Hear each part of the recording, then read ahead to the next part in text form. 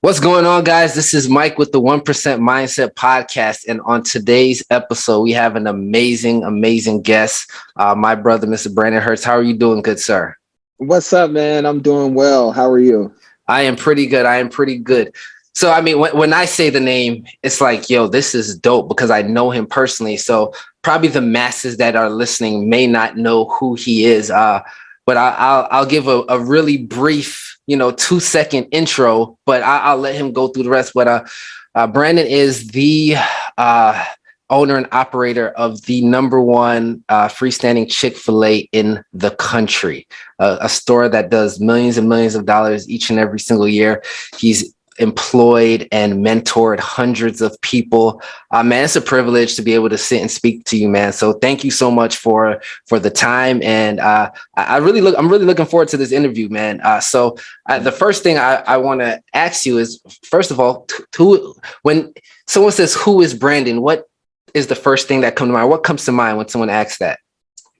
Oh, man. Awesome. Well, first, let me say, man, thank you for the opportunity to be here and just kind of share the story of just, like you said, who Brandon Hurst is. And I think once you meet me, I'm just Brandon, who's passionate about helping others realize their potential, and so that they can be a better them, in turns going out to be better citizens out in the community. And so how I do that just so happens through a platform called Chick Fil A. But that is who I am in a nutshell, man. I'm just passionate about so many different things, whether it's the arts, the culture, obviously. And really, like I said, just helping others to tap into their potential. I would like to say, man, I'm just an extraordinary guy doing extraordinary things. When I sit down and I think about my life journey and I also hear others in their just walk of life, I don't think our stories are that different, right? I think in essence, it's about how you respond to certain circumstances that then becomes the differentiator between someone who has a really good story versus someone who's just going through the motions and almost having that victim mentality, if you will. And so I go against everything that mindset says, right? No matter what your circumstances may be, I believe in with hard work, grit, determination, like the sky's the limit, man. And I know that may sound so cliche, but my story is a living proof and a testament to that. So that's who Brandon Hurst is.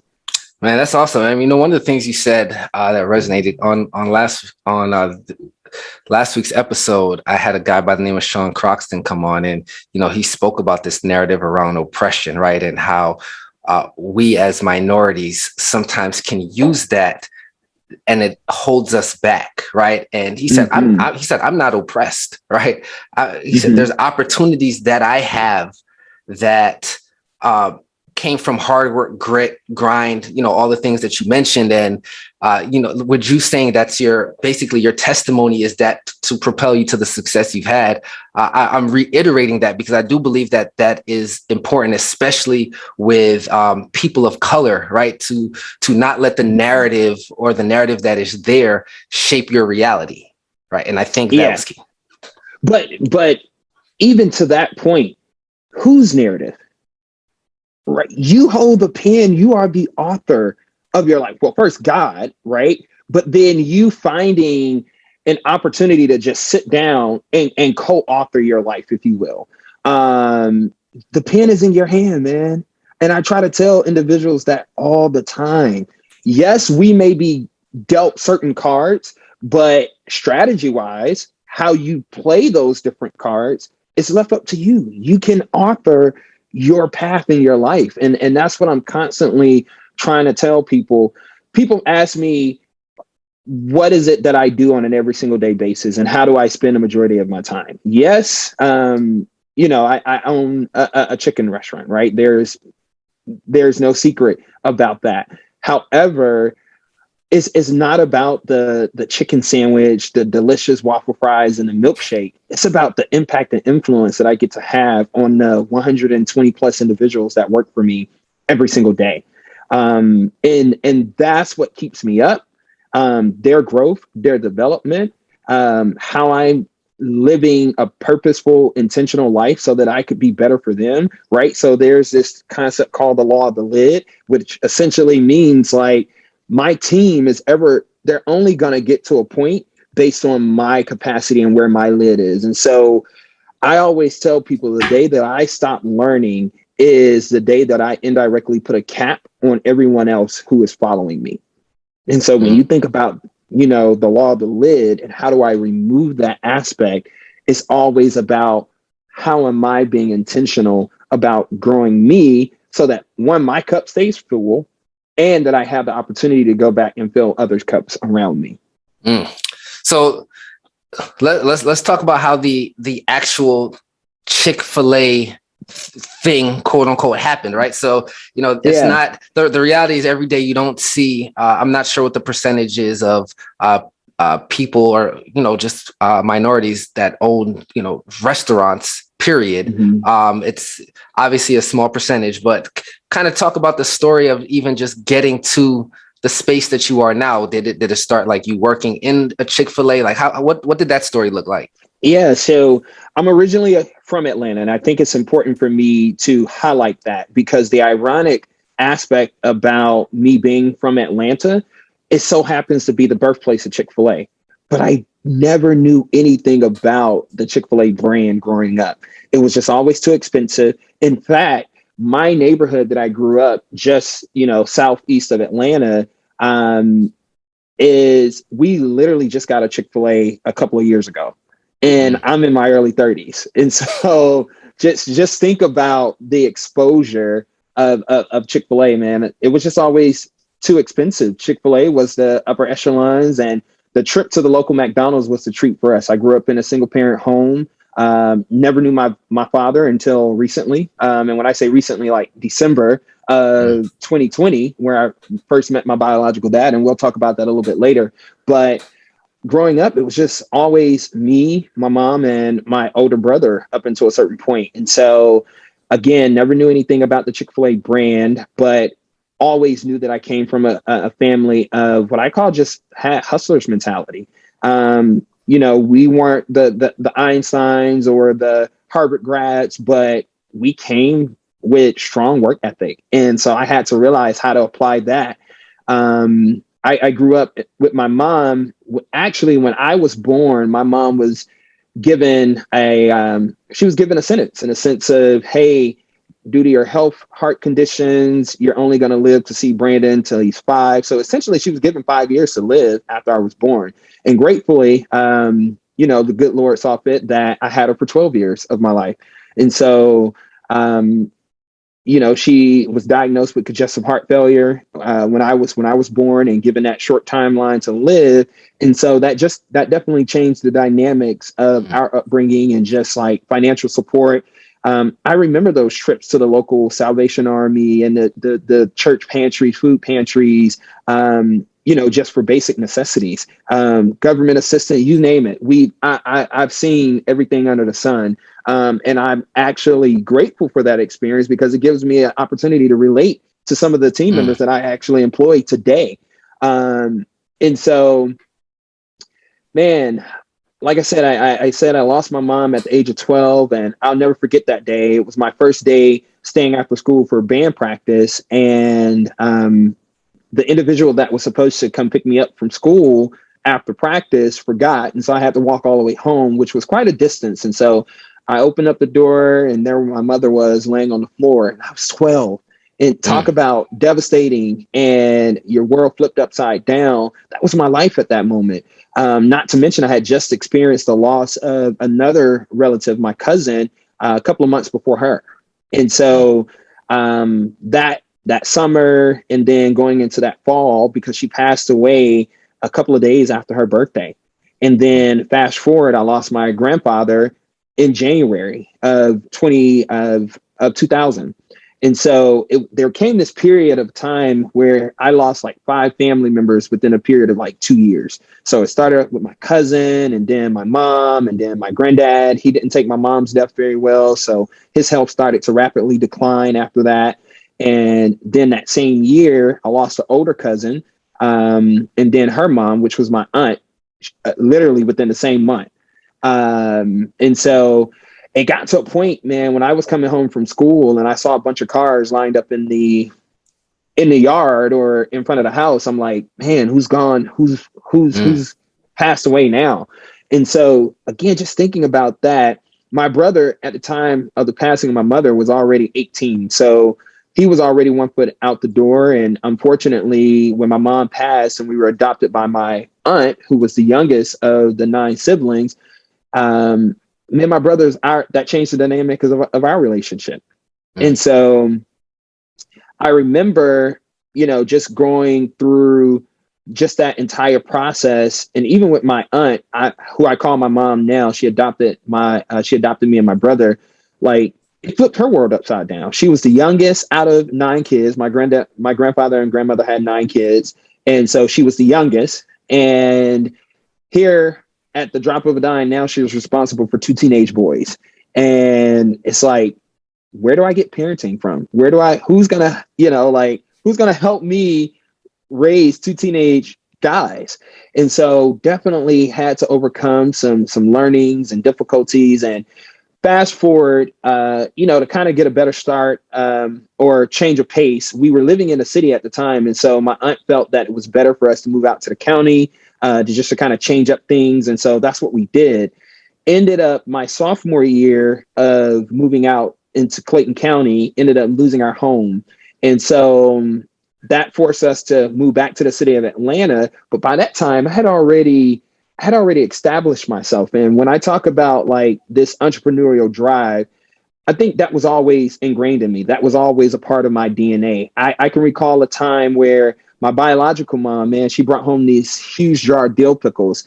And I don't know what overcame me one day, but I decided to sell those pickles to my friends in the neighborhood. And so I remember my mom came home and she was like, Brandon, what happened to my pickles? And I said, well, Mom, I sold them to the kids in the neighborhood. And she was like, well, how much did you sell them for? And I said, 50 cents. And next thing I know, she said, wow, she smacked me in the face, man. And she was like, as big as those pickles were, you could have at least sold them for $1. And so all I remember that day, I learned a valuable lesson. I chased my friends down the street saying, hey, my mom said you owe me 50 cents more for those pickles. And so that kind of gave us the idea to become the neighborhood candy lady or candy house, if you will. And so that was an entrepreneurial idea birthed out of a need. I talked about my mom being disabled. And so we were always looking for ways to bring additional income into the house. And go figure, just to think like me taking it upon myself to sell some pickles, to fast forward, by the time I graduated high school, I had 2 people working for me and I was doing over $300 a day in sales. Nice. I literally was the walking vending machine, if you will. And so that's how I knew how to survive. And I was paying rent, paying for cars and all of these different things, all while in high school. So I go back my sophomore year, both of my guardians, my aunt and uncle, lost their jobs. And so that forced us to kind of lose our home. We ended up moving back to the city. And like I said, I had already established a network and community out in Clayton County. I graduated from Riverdale High School. And so I was SGA president. I was a section leader in the band. I was student body president. I was also captain of the mock trial team. And so what people didn't realize, I was doing a lot of those extracurricular activities to keep my mind occupied and busy so that I wouldn't have to face the real issues that were going on at home. And so I was literally, for the last 2 years of high school, I would catch MARTA 2 hours each way to school. So here I am, junior, senior in high school. I'm up every morning at 4 a.m. just to make sure that I made it out to the county to go to school on time. I would get through my day and then I would go to work at the local Crystals at 6 o'clock at night, work for 4 hours. So I would work from like 6 p.m. to 10 p.m., get off and catch the train all the way back into the city.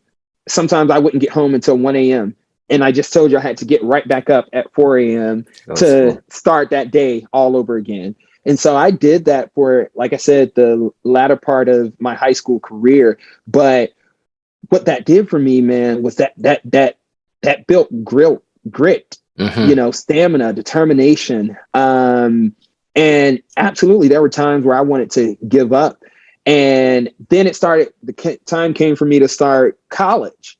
And all I knew, the driving factor was, I want to get it as far away from Atlanta as I possibly can. And I was always academically smart. And so not very big on sports. I leave that to my older brother and the rest of my cousins. That gene skipped me. But I'm very much into the cultural arts and music and theater.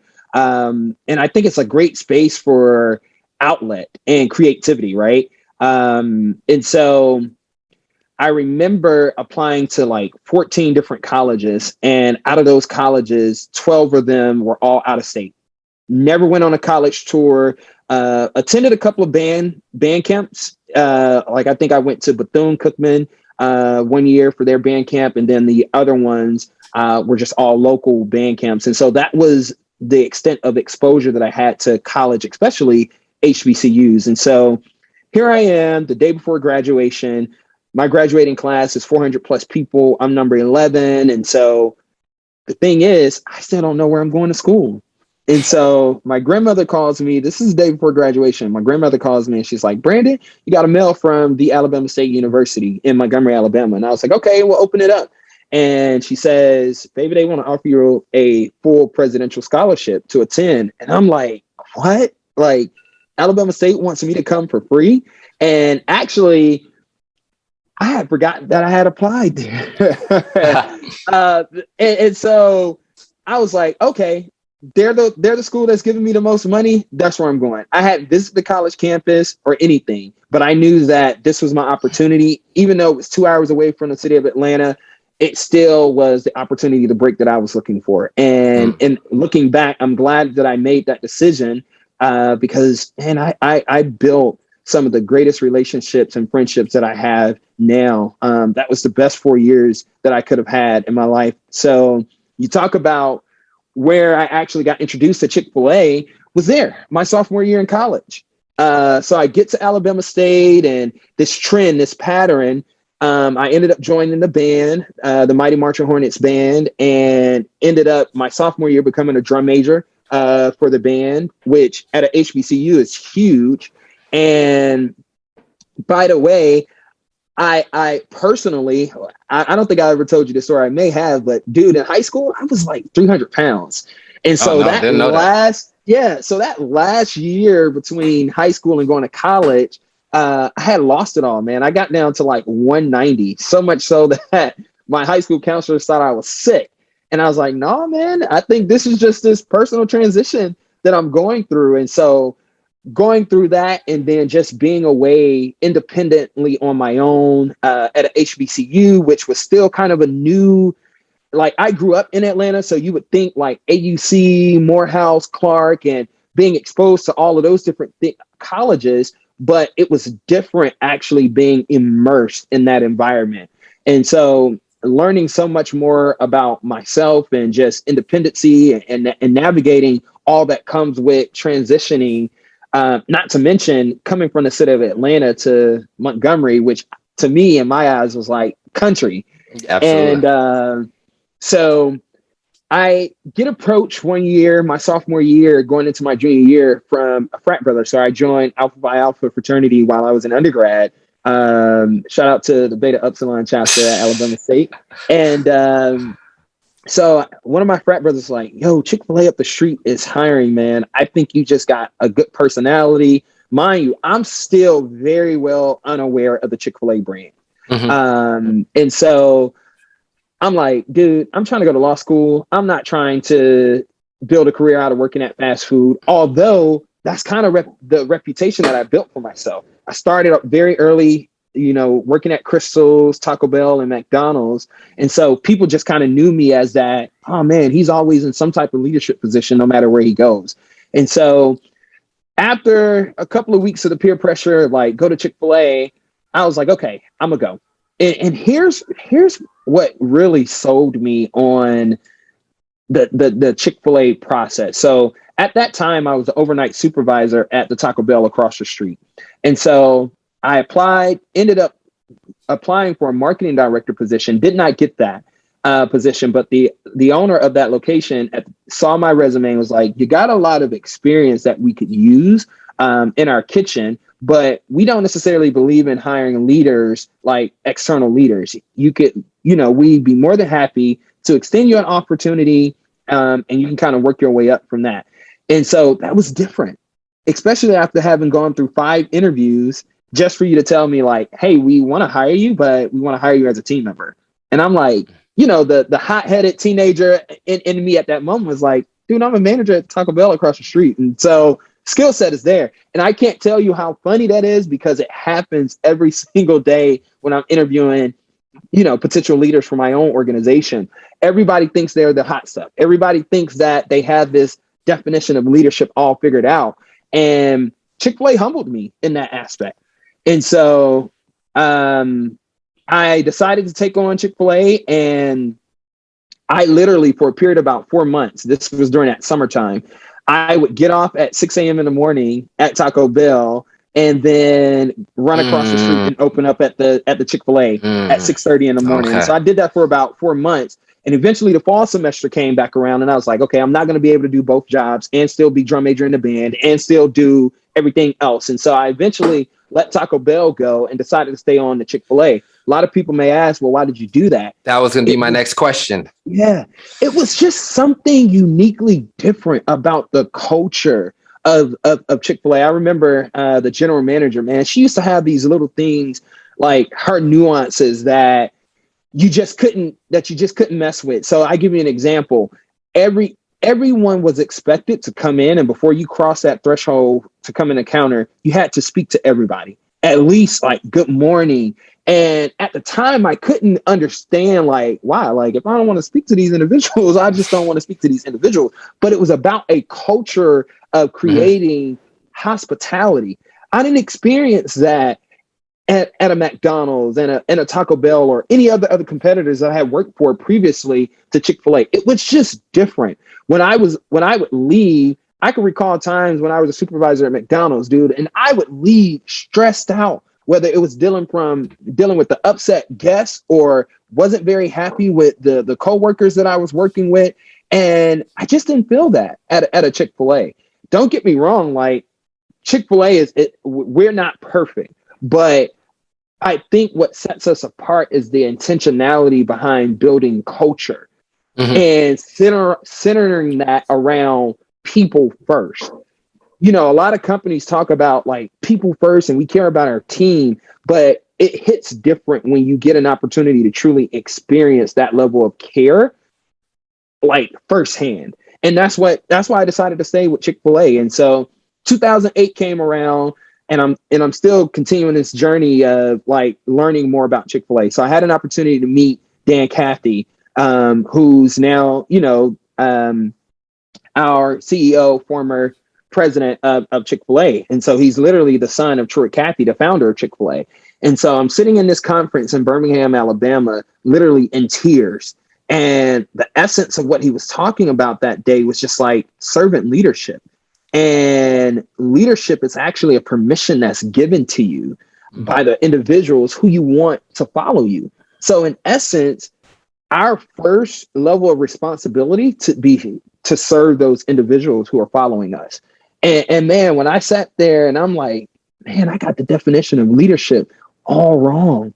And I'm literally in tears, because coming from the band atmosphere, which is leadership and structure and rank is heavily derived on like that militaristic like rank and seniority. And here this guy is like, no, leadership is never mind how many years you've been a part of an organization. No, never mind like your level of experience, but it's about service and your heart to serve others first. So I remember leaving that conference, went back to my operator at the time, and I said, hey, tell me a little bit more about Chick Fil A.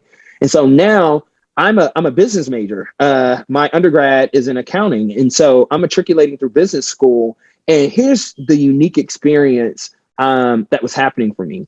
I would be leaving production management class, learning about just-in-time inventory and inventory cost control management. And I would walk into work at Chick Fil A, and my operator would say, hey, Brandon, today I want you to start learning how to do inventory. I'm like, yo, I just learned about that in the classroom. So at this time, sorry, not to, so at this time, were you were still a team member? Or were you a manager? What was your position then at So that time? yeah, so I am slowly working through the ranks, like going from a team member to team leader. I think at that time I had just got promoted to a team leader, and eventually I became an overnight, or eventually I became the nighttime supervisor. But this is just my journey. Absolutely. And so every day I'm just coming in and I'm learning something different. But again, it was heavy on the aspect of what's your character and how you are really leading people. Again, I'm learning about how you lead is through a position of influence and not necessarily from a place of positional power. And so I'm just learning all these different things. And then I start doing grand openings.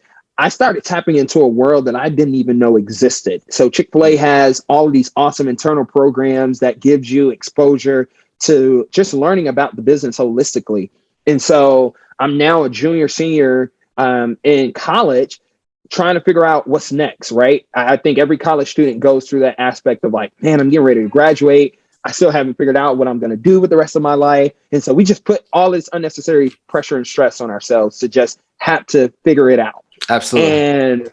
And so I get an opportunity to go to the Chicago market, which at the time was a brand new market for Chick Fil A. We hadn't had any stores in that area before. And so Hold on, really quick before, because I do want to talk about the Chicago market, but I don't want to skip. So there's a few things that I want to ask in that space that's really important. So yeah, you mentioned you went to the leadership conference. You got a chance to speak to the CEO. I'm assuming again between that time you were somewhere between a team member and a team leader. Like as a person that's in college, right? Freshman, sophomore year, it looks like you start to take on these roles of going to these leadership conferences in a space that you just were kind of working in. Like what inspired, that to where you're working I don't know if you're working part-time or full-time, but your intention at the time was to go to law school. Right. Yeah, absolutely. So I'm curious what either was it the direction of like the owner operator of that store at the time that said, hey, even though you're a team member, I see potential, go here, or like what kind of inspired that? Because to be honest, most team members, right, even especially through college, it seems like the space that you took or the route you took in doing a lot of these things, especially, not being necessarily in an executive role or a leadership position at a high level at that Chick Fil A, it doesn't seem like that's a common thing. So what allowed you to like for that to happen? Man, the reality of it, and here's what I also like to tell like students that want to learn my journey. I think in hindsight, I wasn't caught up on chasing titles or accolades or anything like that in, Chick Fil A. Like I wasn't chasing the next level. I see so many people do that as a pitfall. And that prevents them, honestly, from getting to where they want to be because they're chasing like these elaborate titles and positions. And I wasn't doing any of that. Ultimately, I approached every single opportunity that was presented with an open mindset. And that open mindset was just to be an overall better person, a better leader. I knew that I possessed certain leadership skills and characteristics. I just wanted to focus on how to hone that. And if that was through a Chick Fil A, cool. If that was through a leadership conference, cool. If that was through attending a National Black Accounting Association conference, then cool. It was focused on me building my toolbox to become a better person, not necessarily to get the next promotion or get to the next level. Because quite honestly, I don't know how many, younger people, college students, even know what the next level is. And so like, why even stress yourself on trying to say, I want to get there, as opposed to investing in yourself to become just like an all around type of leader, because that's what's most important. Again, had you asked me that, 15 years ago when I was doing it, I probably would not have been able to articulate it as clearly as I can now. Mhm. But that still doesn't change the fact that action wise, that's exactly what I was doing. I Mhm. can't recall a time where I was so infatuated where I was just chasing the next level or position, man. I was just approaching every single opportunity with an open mindset of this is going to make me better some way, somehow. Mhm. This is going to round and shape and hone my skills some way, somehow. Um, and I also realized like, here's and this is crucial, and I want to make sure that I highlight this because this particular book also helped me like shape that same mindset, right? I love your concept, the 1% mindset, right? Because it's so important when you're talking about progressing, and especially in entrepreneurship. But so I get a chance to go to Chicago. I start meeting other individuals. I ended up actually meeting a brother who's now one of my good mentors, which is very uncommon. Like people of color, African Americans, like we are present, but you don't see that many of us, Mhm. like you said, in our type of positions. And so I was very intrigued. And so I'm getting ready to end my assignment in Chicago, and he sits me down. It's a brother by the name of Travell Harvey. And he said, "All right, Brandon, what's next?" Um, and so I sit down and I tell him, still got blinders on, not looking at opportunities with Chick Fil A. I'm like, yeah, man, I'm actually going to get ready to go back, and I'm going into my senior year. So obviously getting ready to graduate, but I'm going to law school after that. And so he sits back and he was like, man, you're actually really, really good at what you do with engaging people, just training. Like you just have this it factor that naturally attracts people to you and your leadership style. Like, I really think that you should take a deeper look into what Chick Fil A has to offer. And so by that point, like my heart was already like in this company, and I had never felt this way about a quick service restaurant before. And so I get back to campus and I'm walking across the yard. By this time, Alabama State had just approached me to pay for my master's. Like, Brandon, like you're one of our top students in our business program. We love the things that you do on campus. We would be honored if you stayed here, participated in our Master of Accountancy program, which we would fully fund. And we would love for you to stay as part of our graduate program. So they just approached me with that opportunity. Mind you, I still supposed to be trying to figure out application process to get into law school. And now this opportunity had just came on the table with me to, man, is there opportunity for me to go to Chicago and continue working with Chick Fil A after undergrad?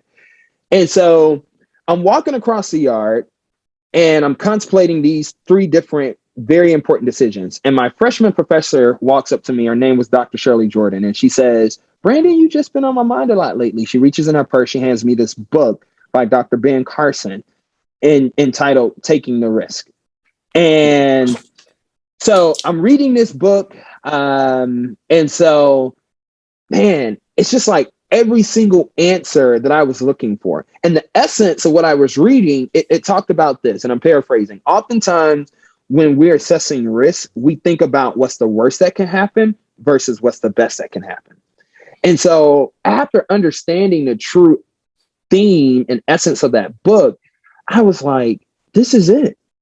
I've been grooming myself to go to law school, but my heart is saying, you have also fallen in love with this culture or this thought of what could be with Chick Fil A. Why not pursue that if that's what your heart is telling you? Like, society says, no, stay here, get a free master, right? Societal norms. Like, I can only imagine. Like, I even had like college professors tell me that I was crazy for the decision that I made. I turned down a free master's and I put a pause on going to law school also that I can go pursue a $10, $12 an hour job at a Chick Fil A restaurant in a brand new market that I had no clue about. And Yeah. that's exactly what I did. But what I realized, I was like, if I take this risk now, one, I'm still young enough. So I can give myself time, go up here for 2 years. If it doesn't work out, I'm pretty sure I can pull some connections or come back at least to Alabama State and start the graduate process. Like, people do it all the time. Or I was so confident in my skills and ability, I had a backup plan. I was like, it's never too late to apply, sit for the LSATs, and go to law school, which is what you've always wanted to do. But the beauty about it is you got options. Explore your options while you're young. I think that was so important to me. And so that's exactly what I did, man. 2 weeks after graduating undergrad, I packed everything I owned in the black 2005 Dodge Ram that I still own today and drove 14 hours straight from Alabama to Chicago to start a brand new life. And man, was that the worst, best case scenario decision that I could have ever made. And let me tell you why it was worse. The worst case, because I get there and the mentor that I told you that actually, invited me to come to Chicago. Dr. Harvey. Get there, Travell. Travell. Yeah. Okay. Yeah. And so I get there and 30 days later, corporate ends up pulling him.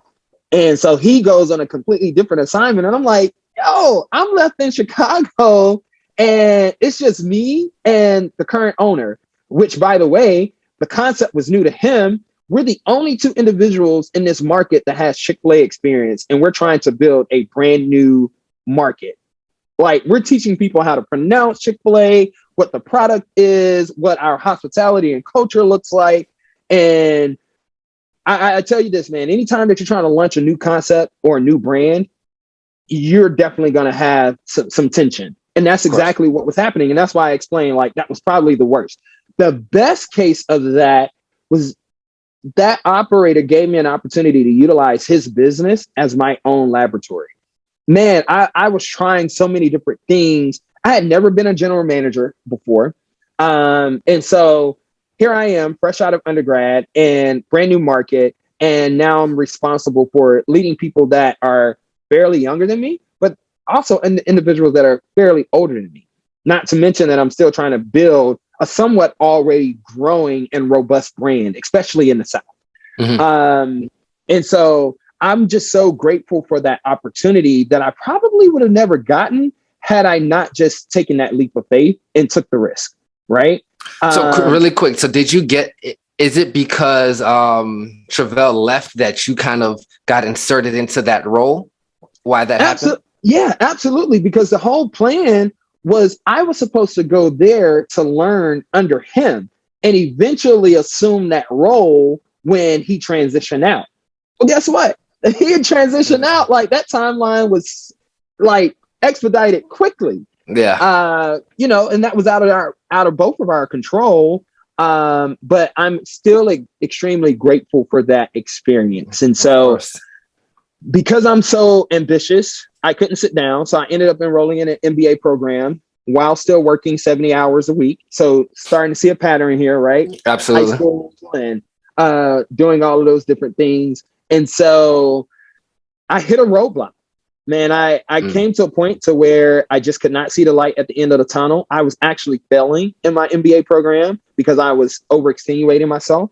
I actually had to take a semester off to regather myself. Like, man, I'm working all of these hours in this brand new business and I'm still trying to pursue an MBA. There would be times where my team members would come in and I would be asleep in the office from closing the night before, still trying to complete homework and knowing that I got to get up and open the store the next day.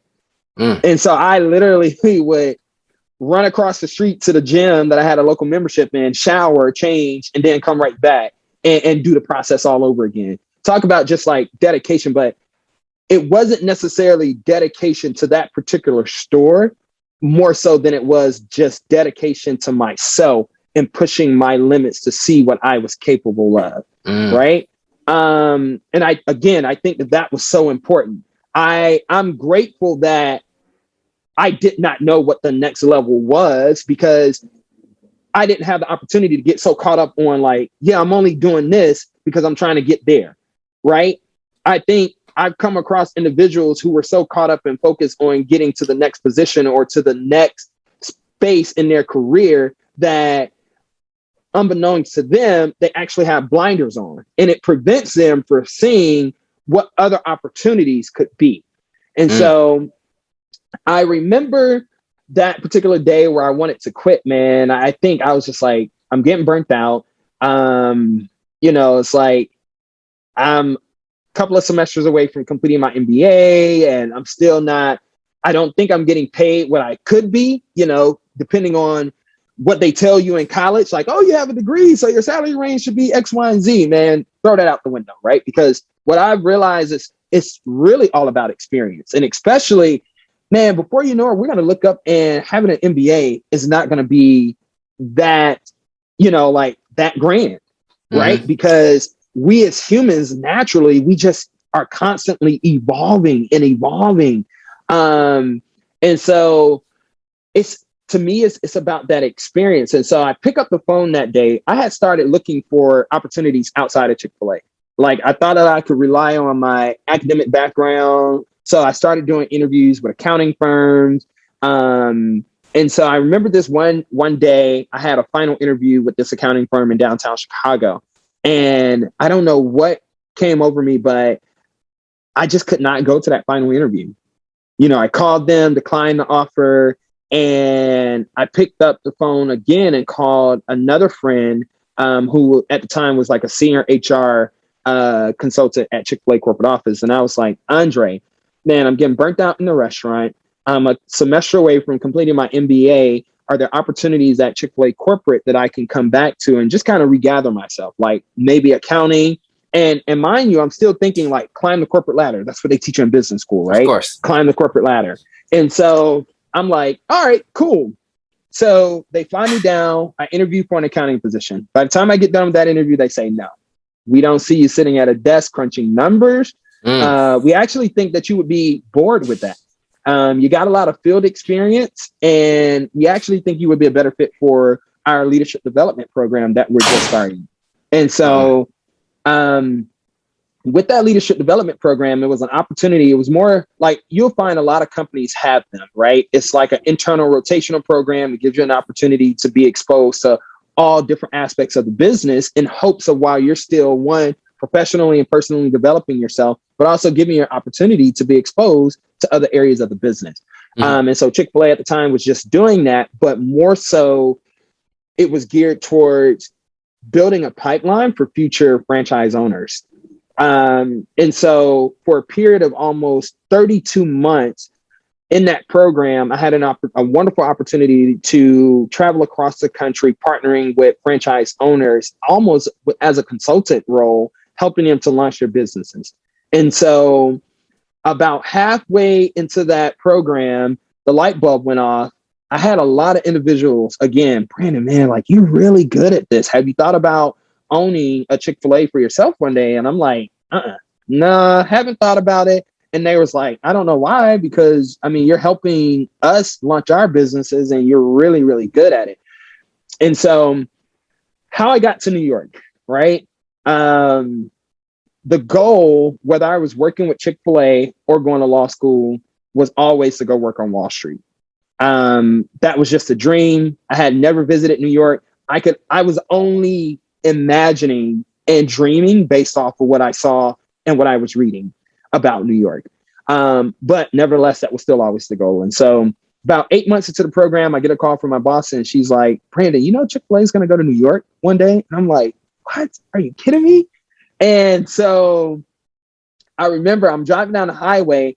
I was overcome so much by excitement, man, that I had to just pull over. And I'm like, man, God, is this you saying I still may get an opportunity to be in New York? I just be selling lots of chicken and not practicing law on Wall Street. And so that's what kind of truly lit the fire underneath me, man. At that time, we had no clear plans on when we were actually going to launch in New York or when we were actually going to bring the brand to New York. But opportunity was there. And that's what I wanted to capitalize on. Like, that it's coming. I've always tell people I define success by being ready for the opportunity when it presents itself versus preparing for the opportunity when it presents itself. By the time the opportunity is presented, you're already too far behind the curve. Does that make sense? Absolutely. And so, man, I remember I'm in my early 20s. I came up to Manhattan, joined the Chamber of Commerce, started networking, not even knowing, like, man, I don't even know if I should be sharing this information. Is this confidential? Like, all I knew was like Chick Fil A is coming to New York. And so what I wanted to do in that particular moment was just understand consumer behavior. I had read and kind of heard that New Yorkers weren't very fun on the big name brand, big retailer box. Like, the backbone of commerce and small businesses is built upon like the mom and pops and, like the bodegas. And I'm so appreciative of that experience. And I just wanted to be in that environment so that I could fully immerse myself in understanding behavior around that. So, I mean, I was in Bryant Park doing surveys, just trying to understand, like, he's going in. Where, like, where would you go to eat? What's your perception? And so that was around 2014 when I was doing all of that. And so came down, and I knew, like I said, I was in my early 20s, man. And what I was doing was I was essentially asking Chick Fil A to give this 20-something-year-old one of their biggest stores in what is their biggest portfolio in the country. And I knew that the chances were very slim for me getting that opportunity. I had no business. I had no proven business track record besides what I was doing in a leadership development program. And even then, I had to realize, just due to the role, I necessarily didn't own those results, because at the end of the day, it was still that franchise owners. It was their business. I could come in and consult and give advice all day long, but I wasn't making the end decision. At 5 p.m. every single day, I was going home comfortably, going to sleep. And it was that individual franchise owner who was left like, oh man, like, is my team ready? Are they trained? Can they do this? Can they not do that? And so I just didn't have that experience enough. And so ultimately, that's what Chick Fil A told me, was like, hey, we think that you're competitive down the line. And we think that you would be a very good candidate for New York, but you need to get business results underneath your belt. And that's actually how I ended up in Baltimore. So in 2015, April of 2015, at the age of 26, I opened my first franchise location in downtown Baltimore. And I am so grateful that I had that experience, because I wasn't ready for the big dogs, right? You hear people say, man, if you can make it in New York, you can make it anywhere. Like, New York is truly, it's so fast paced, the ever changing landscape around government regulations. Like, I'm dealing with that right now. Hence our delayed call, because I was on call with my legal team, just trying to interpret, like, every single day, it seems like there's something else being passed down that may negatively impact my business and how I do business in the city of New York. And so, like I said, in hindsight, I'm forever grateful for the experience. I spent almost 5 years honing my leadership skills and just learning a little bit more about me and entrepreneurial spirit in Baltimore.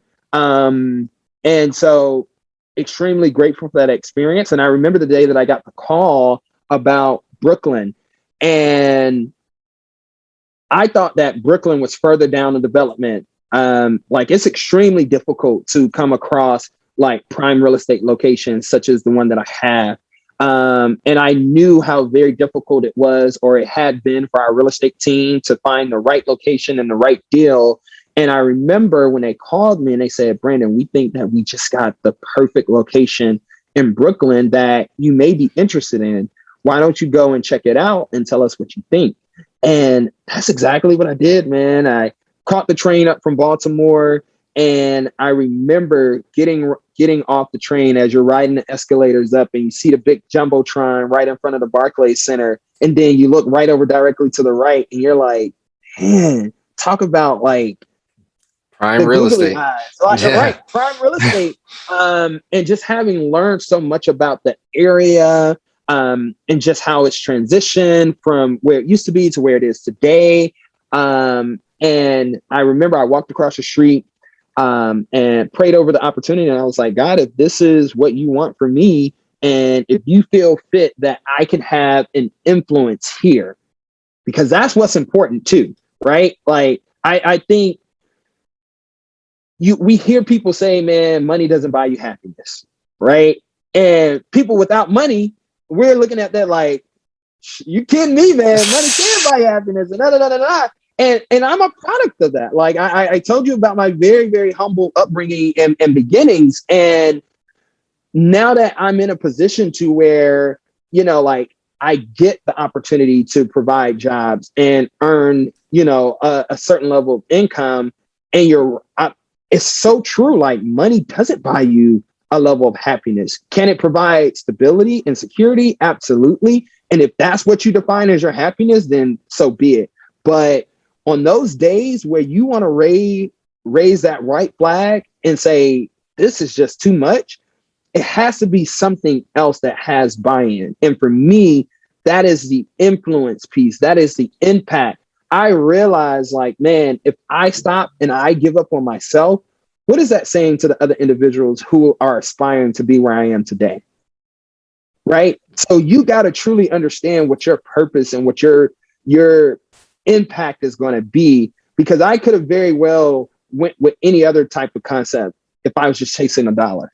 Mm-hmm. That's one of the things that I always tell like entrepreneurs, or one of the questions that I always ask is like, why are you doing this?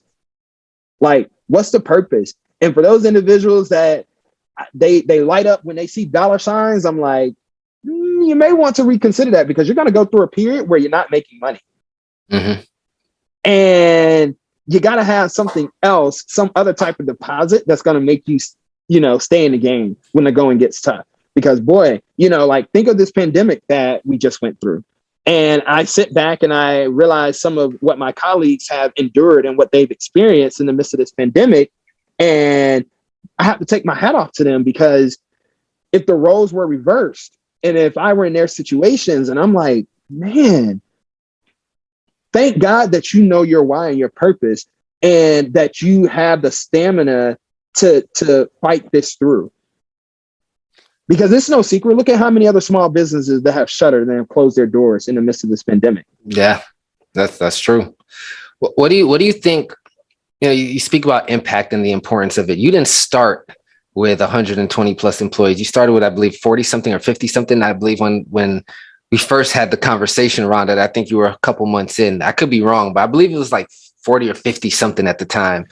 Yeah. So in my first location in Baltimore, obviously my team was a lot smaller. Like average, we stayed around 60, 65, 70, if you will, employees. But I knew, or I anticipated us being a little bit more higher volume, just due to the, location and just the population differences between Baltimore and Brooklyn. Like, Brooklyn's the largest residential borough. So I have to take that into consideration in terms of just like capacity and what I may need from an employment perspective. And so I started the team off. I think our initial goal was at 100, to hire 100 individuals. 100. Okay. Yeah. And we ended up opening our doors right at 80.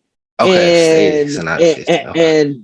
and very quickly on realizing, like, man, Brooklyn has shown us a lot of love.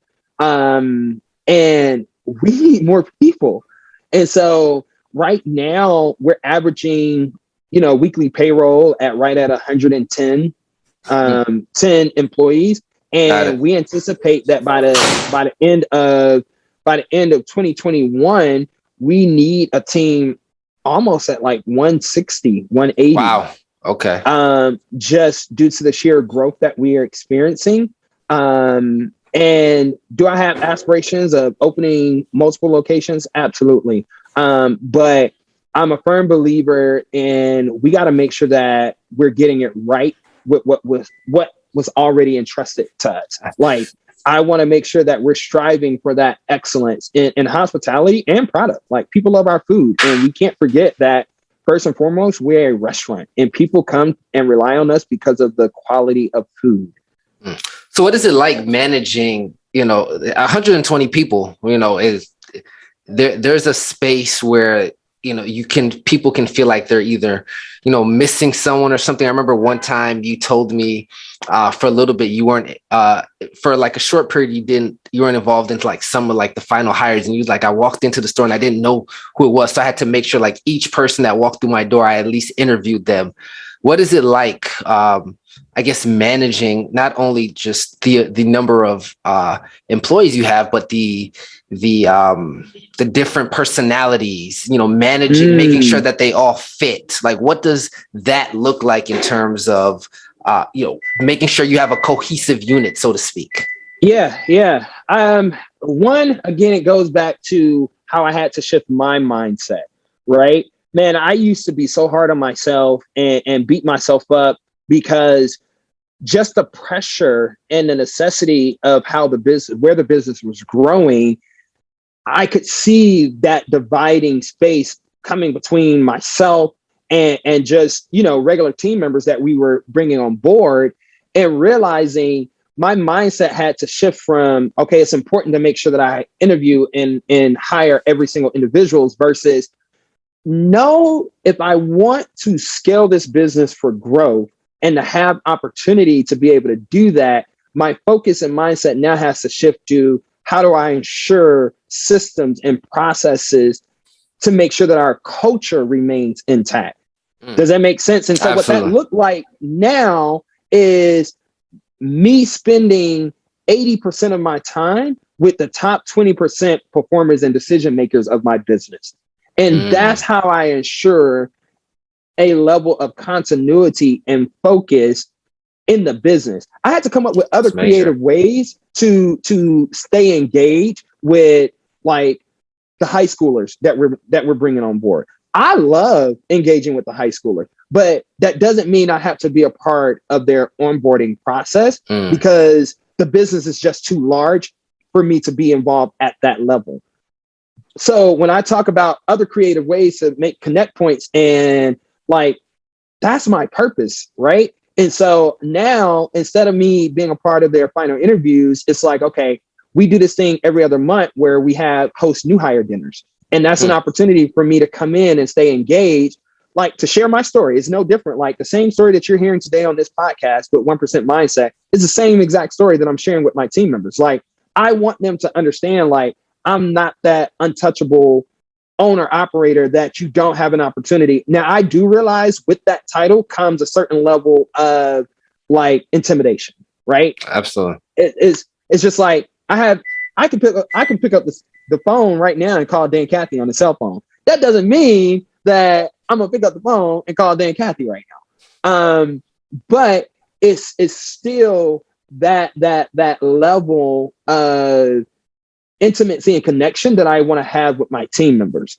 And so I spend a lot of my time just focusing, how do I build the top 20% of my leaders and the key decision makers that are in my organization so that they feel empowered to not only comfortably and confidently make the day-to-day decisions, but to ensure that our culture is trickling down all the way from my executive director of ops all the way down to the brand new team member that just started washing dishes and or doing table refreshes and touches in the dining room. Like, all of that is still important.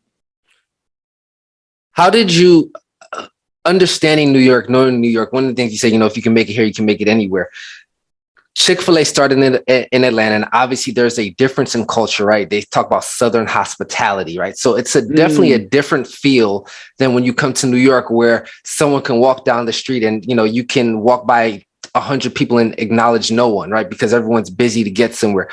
How are you able to build that culture in a city that basically isn't known for that? Like, what was that process like in building the leaders and the people around that, so you can ensure that culture remains somewhat the same, or maybe you had to adjust it for New York? Like, what did that look like? Yeah, that's a very good question, man. When people ask me, like, what's one of my main priorities and who's my number one customer, the answer that you're always going to get is my team members. I am a firm believer that at the end of the day, no matter what part of the world, country, region that you're in, you're first and foremost and will always be a human being. And who doesn't want to get treated with honor, dignity, and respect, right? It starts with there.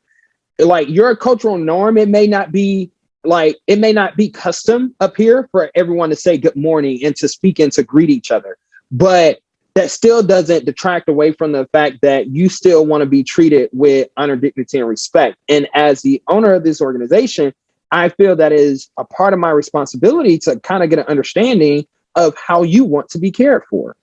And what we're realizing is, you're right, New Yorkers, we are always on the go, right? And so I realize it's like, we value our time, right? We value convenience. And so how could we focus on that aspect and still put a little spin of hospitality. Is that how New Yorkers define hospitality for them? Like, I give you one example. One of the things that that people really know us for is doing what we call table touch-ins and table refreshes and, refreshing your beverages. We've come across New Yorkers that find, hey, you entering into my space is very invasive, right? And so, okay, we may not necessarily get an opportunity to wow you with that factor of our hospitality service model, but is there other ways? Like, can we get the food 100% right, accurate, fresh, and hot to you in a timely manner? And if that's how you define hospitality, and if that's what's going to give us that extra edge above our competitors, then that's what we're going to do. And that's what we're going to go after. But I think it's just being intentional about, it's so easy, especially considering our volume and how busy we are. It's so easy to get distracted by everything else that's going around us. But you got to have people in your organization that's just focused on the overall cultural experience and what does care look like for your team members. And I think if we continuously get that aspect right, then we're set up. We have a formula set up for success. Do you, and I want to make sure I don't go too much over, do you have a system, because you speak about systems and processes, do you have a system in place that you use specifically to build leaders, right? You said you spend 80% of your time with the top 20%. And obviously there's different leadership styles, but in order for your organization to run, and one of the things that I've always told you was I love how, your team, your not only just your team, but especially the leadership in that space, like they're functioning, they move in a very robust way that works, right? And so is there a certain leadership style or quality that you use to ensure that you get certain results? Yeah. I think that's very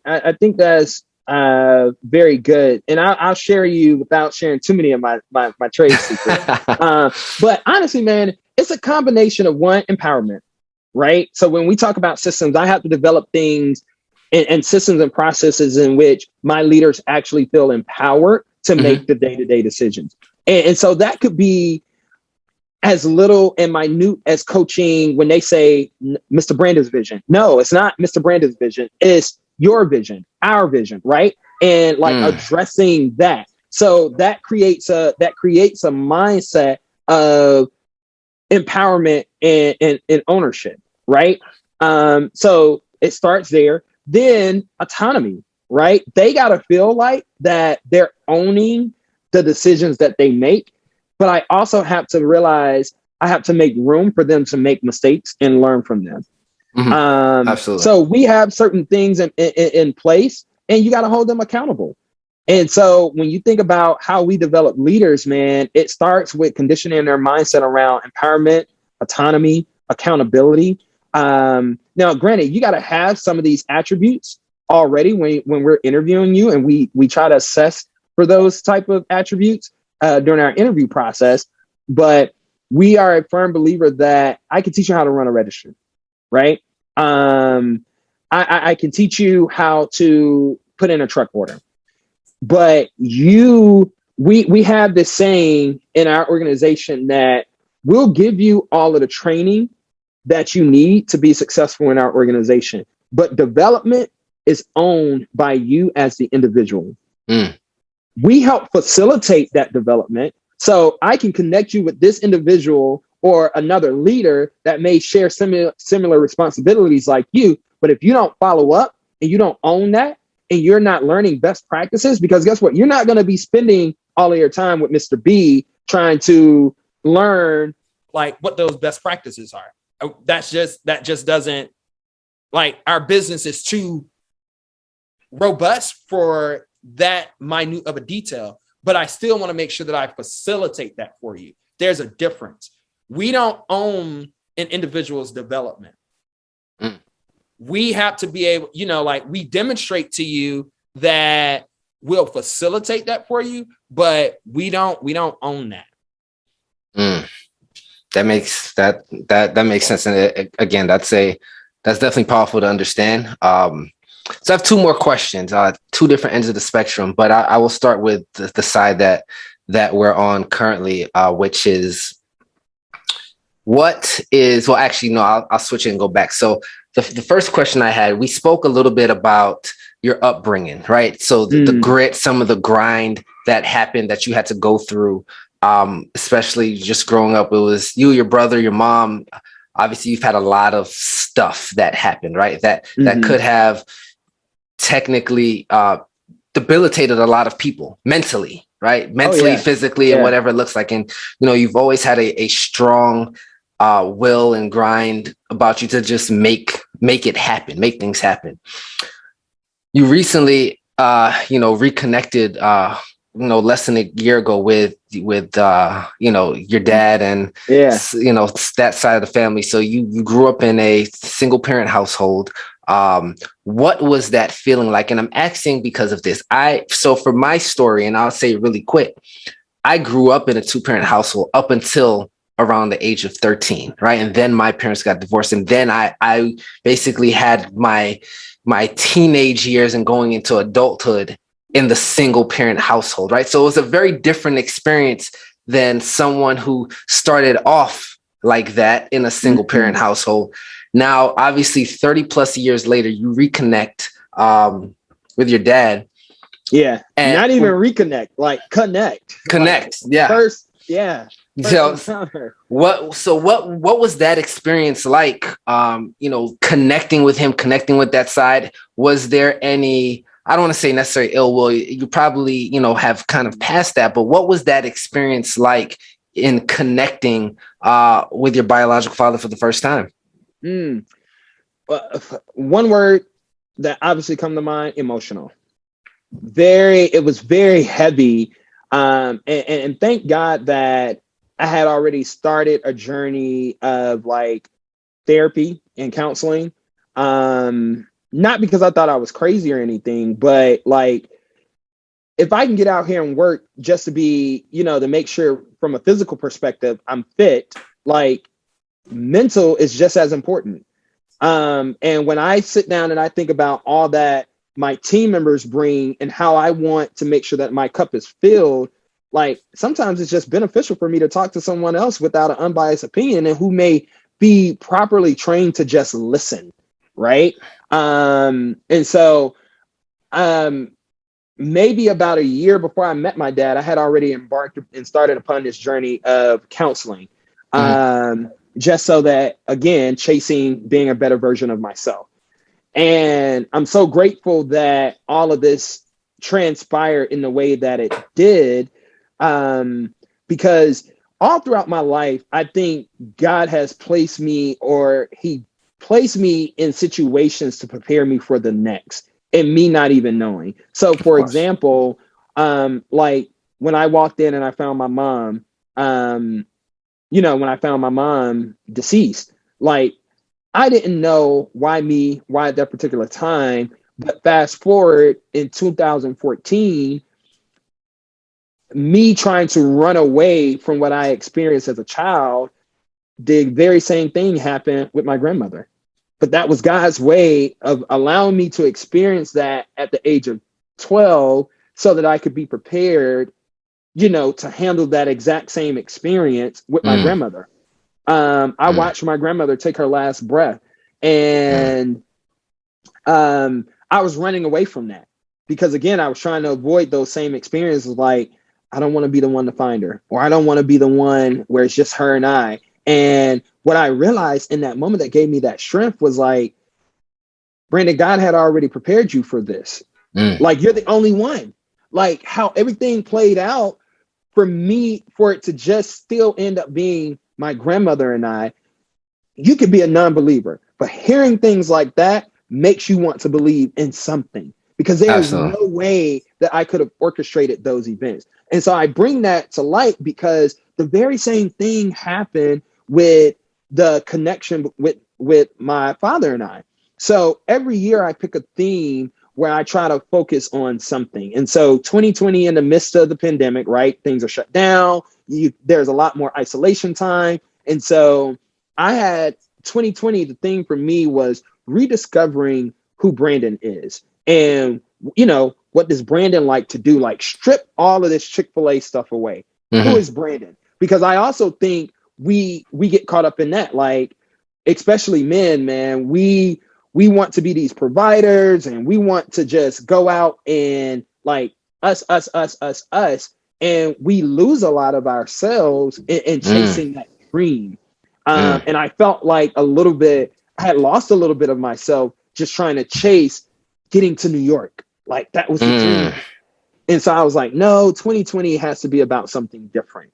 And so go figure, for me to set that theme out of like rediscovering who Brandon is, and for God, the very last week of 2020 to say, all right, Brandon, you really want to know who you are? Bow, here's your dad. And that came out. I'll never forget, man. It's like a scene from a movie or something. I had just came back from vacation because my birthday is also in December. And so I just came back from Costa Rica, and I'm in the shower, man, and my phone is like going off, bing, bing, bing. And it's this random girl in my inbox, like, hey, I think you're my brother. And I'm like, this has happened to me, believe it or not, like 2 or 3 times before, because of my last name, Hurst, which what a lot of people don't realize is actually my brother's dad's name. So I had known, like, I think I learned that, like, my brother's dad wasn't my dad early on. So I knew that, like, okay, well, I got a real dad out there somewhere. But it also never dawned on me of like, you know, let me go and find my biological dad. Like, I never had that desire. Curiosity, yes, but a desire like, oh man, this is gonna prevent me from being the man that I need to be if I don't find my dad. Like, I never had those thoughts. And so for that to happen, and so I kind of brushed it off. But then she starts asking me like private information that's not public information. Like, oh, did you grow up on this street? And I'm like, whoa, this girl knows too much about me that ain't even public information. And so I entertained her, and it so happened that particular week, I mean, it's Christmas week, I was going home to Atlanta anyway. And so I was like, again, being bold, take the risk, right? Approaching opportunities with an open mindset. I said, okay, let me go and just meet this young girl who, at the end of the day, she's my younger sister. She's my biological youngest sister. And so I ended up, after meeting her and just hearing the backstory of what happened, and the ironic thing, they always knew. So my dad had 5 kids, and so I'm the second to youngest. And so I have 3 older siblings, then there's me, and then there's my younger sister. And like, we're all like 3 years pop apart. And so after hearing the backstory, I finally met him to kind of get his version. And the only kind of crazy part about it, everyone on my mom's side of the family that could kind of collaborate or corroborate his story, they're no longer living. So it's like my grandmother, my biological mom, and my older aunt, who I lost, who passed away like the day after Mother's Day of 2019. And so I had other individuals in the family on my mom's side that could say, oh yeah, he looks familiar. But man, when you see a picture, like, DNA does not lie, right? Like, flesh and blood, that is what they say in the movie Life. I am that there pappy. Yeah. Like, there's no denying, man, that is my father. And so I now get the question of like, man, well, how does that feel? And did you have any animosity or hard feelings? And several things that have helped me get through that. One, I talked about my journey with therapy and counseling. Like, trust me, I did not start counseling because I had quote unquote daddy issues. I'm grateful that I had a working relationship with a therapist that could help me process that, right? Because Absolutely. that's a lot, right? Of course. And not to mention Pastor B, right? Through church. He, in fact, actually was the one that recommended the therapist that I now use. And so that's number one. But I can also recall, again, talking about God preparing you for situations that are going to arise in your life. I was in Baltimore this particular day. And this morning, I'll be honest, like, I'm not a huge podcast person. Like, I'm a type of person, like, give me a news feed, I'll read that. Give me a book, I'll read that. Give me an article or newspaper, I'll read that. But I got ADHD, brother. So it's hard for me to sit down and listen to a podcast. But this particular one, and I just, it's crazy because I just recommended it to one of my frat brothers 2 weeks ago. But I'm listening to a Super Soul podcast with Oprah and The Rock, Dwayne Johnson.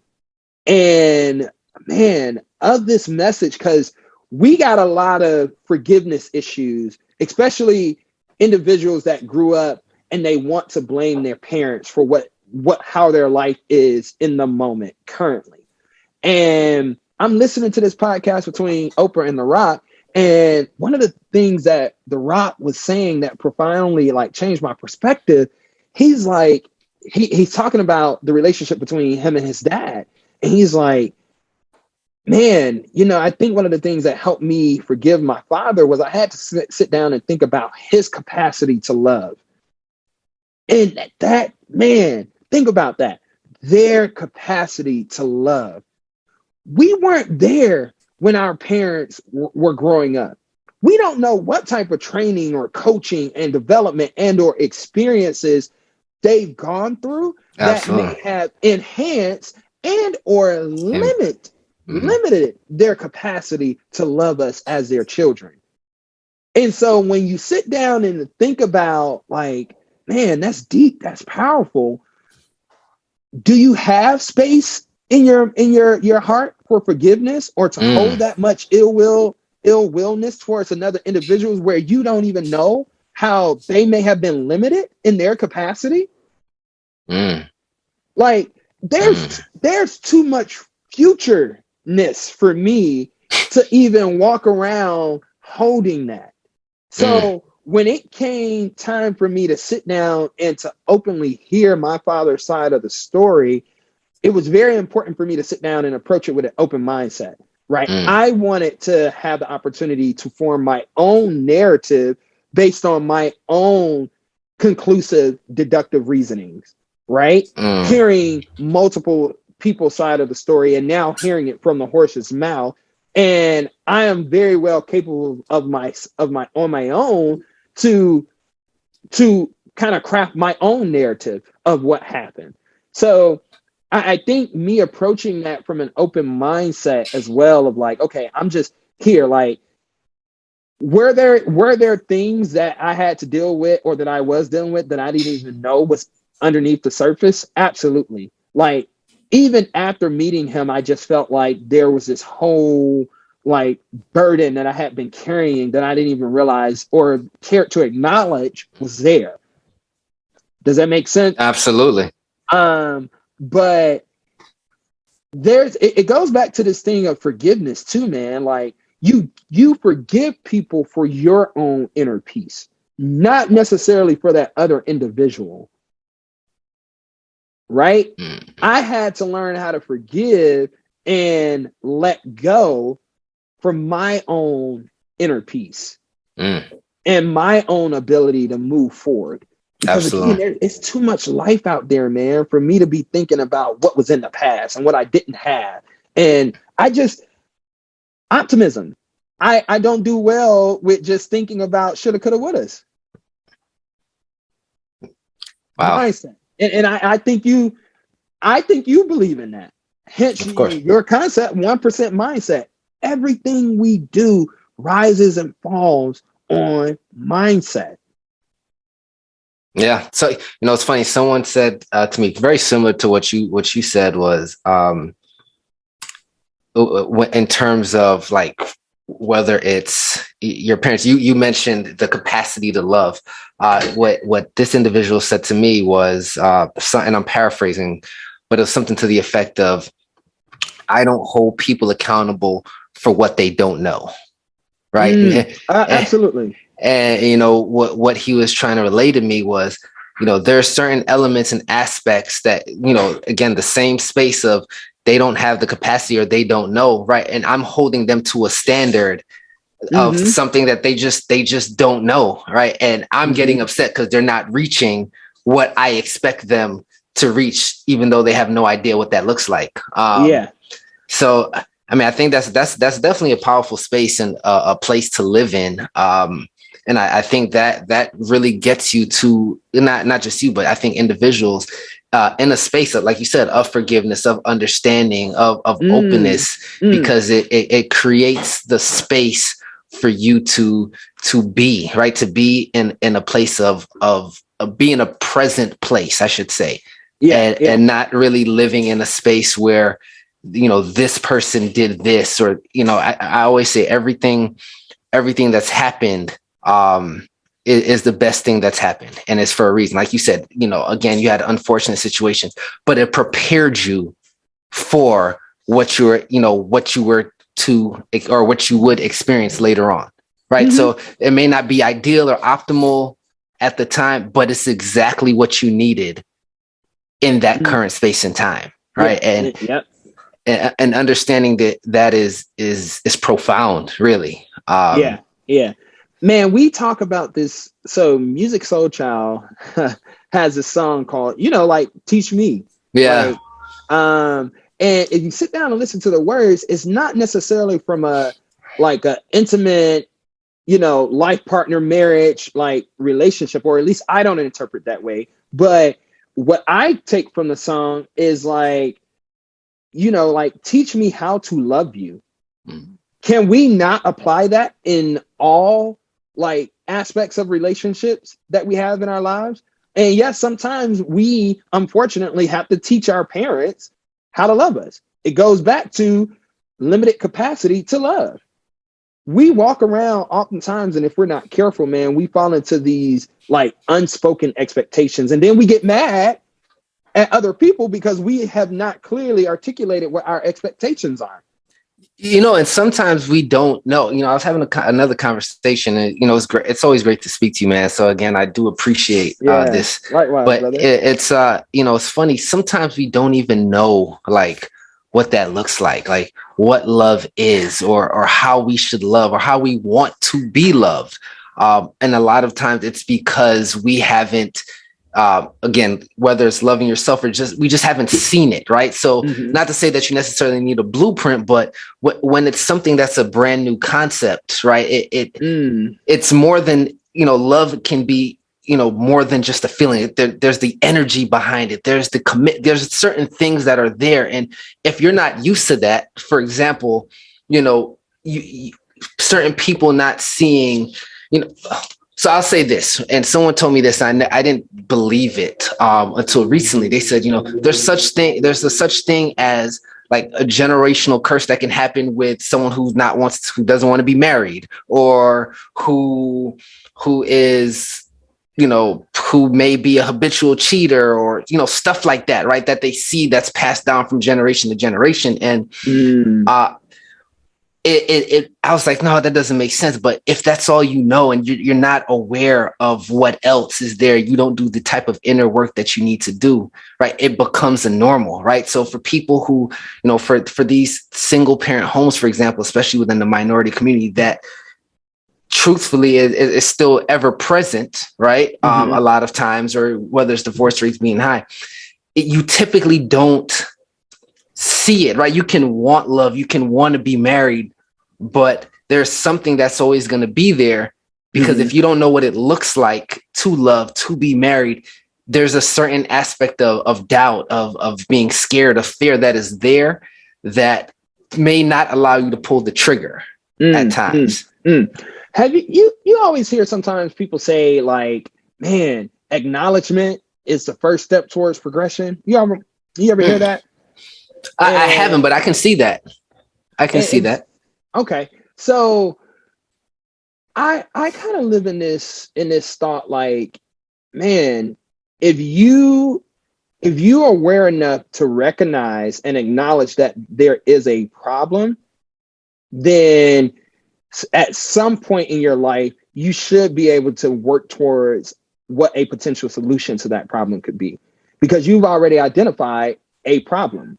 You've acknowledged that. Now, if you live in this state of denial the whole entire time, forget trying to work towards some ever type of like solution or reconciliation, right? Mhm. But if you can get to a point to where you acknowledge these things, then I live in a space where, okay, I could at least come up with some type of like solution to it. And every day, man, there'll always be a winning day towards that solution, but it's somewhere for you to start, and it's a focal point for you to get back to. Absolutely. Absolutely. Yeah. You know, the knowing, I think the work, I don't want to say the worst space, but a space to be in of like, you don't know what you don't know, right? That's just the oblivious state. But there is, then there's the space that you're talking about where you know what you don't know, right? Like I know, for example, like I know that I don't know chemistry, right? But understanding that I don't know that, like you said, there's a solution, right? I can figure out whether that's studying, getting into it, you can find solutions to what that looks like, right? So I know I don't know it. I think it's getting that awareness piece that you said that's important, is getting to the space of at least knowing what you don't know. Because if you know what you don't know, then you can always work towards what that looks like. Yeah. No, Absolutely. and I think that's huge.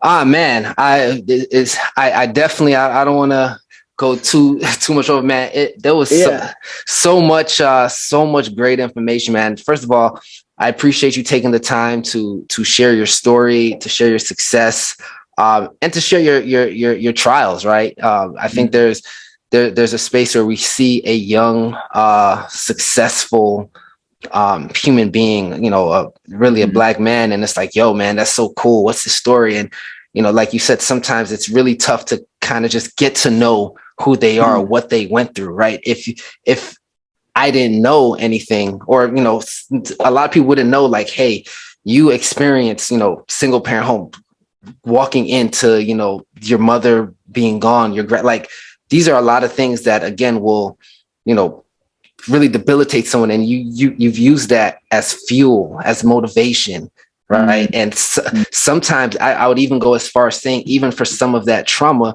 you use working early on as a way, so like you said, you didn't have to face reality, right? Your work was your avoidance, so you didn't have to face that, but that work allowed you to create this certain grit and grind for you to become the man you are today.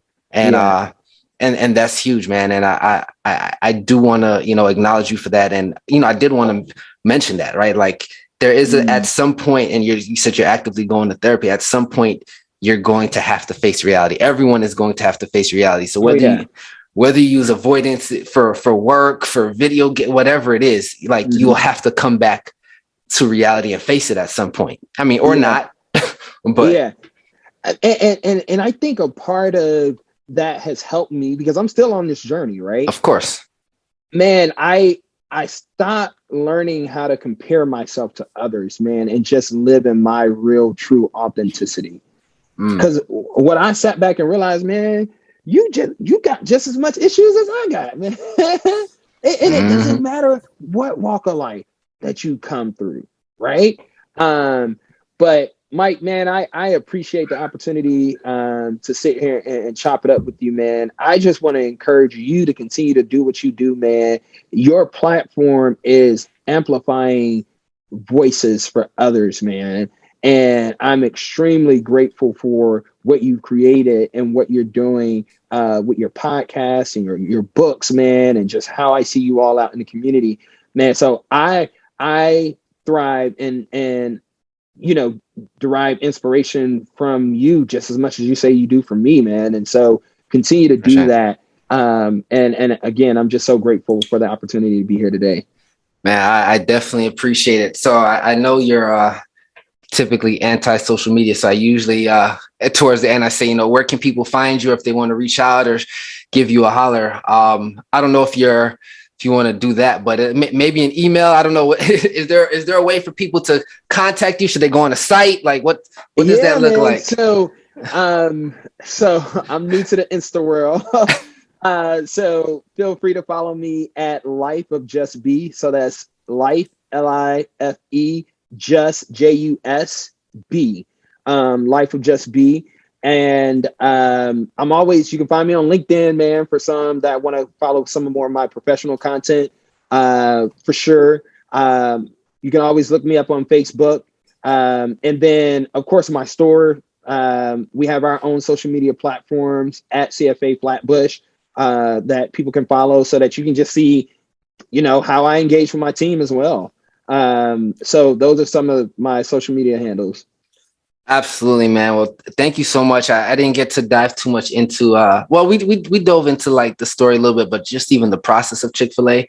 But I think what we spoke about, especially towards the end, was way more powerful. The process will always be the process of applying to Chick Fil A and going through that process. And oh yeah, but the mental health space, the personal development space, I think that was way more powerful. So I appreciate you spending this last hour and a half, 2 hours with me, man. And I'm sure the people that are listening is just as equally grateful. So absolutely, brother. With that being said, thank you so much. And as usual to the people listening, make sure you share the content. And as always, I love you guys. Take care. Peace.